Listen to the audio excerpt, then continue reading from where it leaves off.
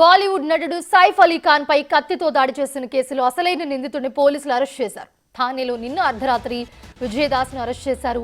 పూణేలోని హిరానందని ఎస్టేట్లోని TCS call centre వెనుక metro నిర్మాణ సంస్థలో నిందితుడిని అదుపులోకి తీసుకుని అరెస్ట్ చేసినట్లుగా వెల్లడించారు.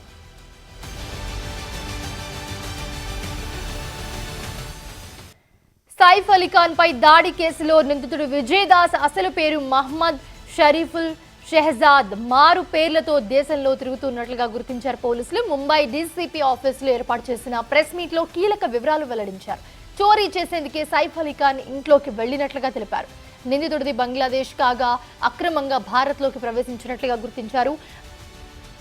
6 నెలల క్రితమే ముంబై వచ్చాడని డీసీపీ తెలిపారు. భారత్కు వచ్చాక విజయదాస్ గా పేరు మార్చుకున్నాడైనా భారతీయుడు అనే దానికి సరైన ఆధారాలు లేవని పోలీసులు చెబుతున్నారు. అయితే మరోపక్క నిందితుడిని కోర్టులో హాజరుపరిచి కస్టడీ కోరుతున్నామని పోలీసులు స్పష్టం చేశారు.